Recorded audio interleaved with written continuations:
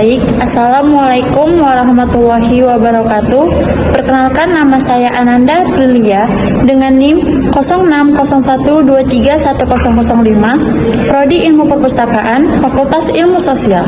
Di sini saya akan menjelaskan tentang kampanye anti korupsi. Kampanye anti korupsi.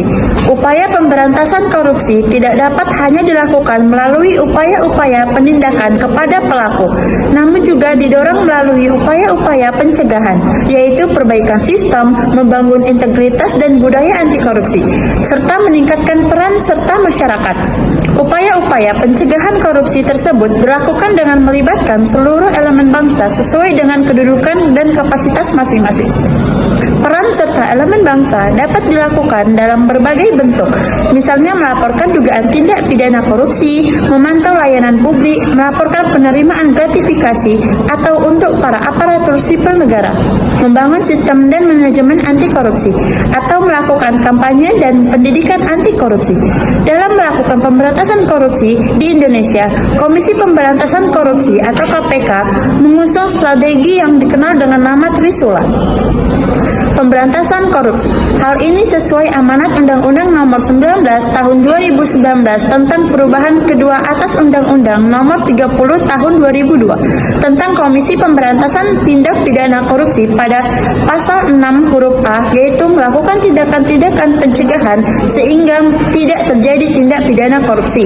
Ketiga sula pemberantasan tersebut adalah: yang pertama, sula pendidikan pemberantasan korupsi perlu dimulai dengan menanamkan pendidikan moral di masyarakat. Sula pendidikan diharapkan akan menumbuhkan karakter dan want to corrupt, di mana masyarakat menyadari bahwa dibutuhkan pribadi-pribadi berintegritas untuk mewujudkan masyarakat yang adil dan sejahtera.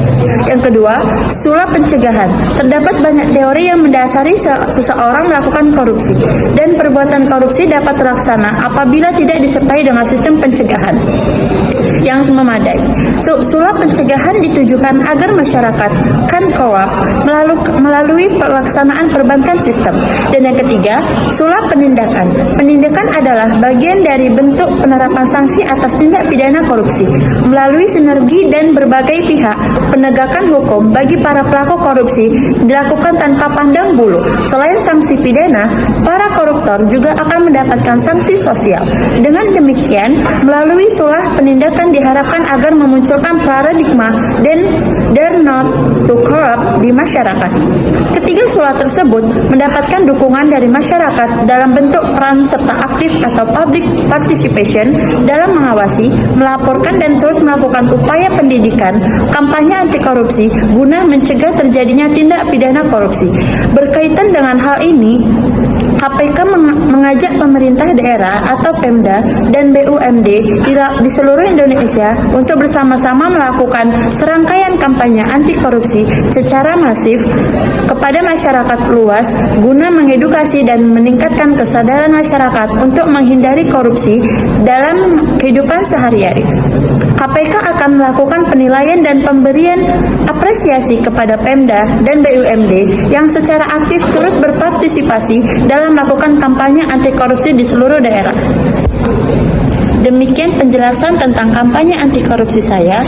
Maaf bila atas ada kesalahan kata. Saya ucapkan terima kasih. Wassalamualaikum warahmatullahi wabarakatuh.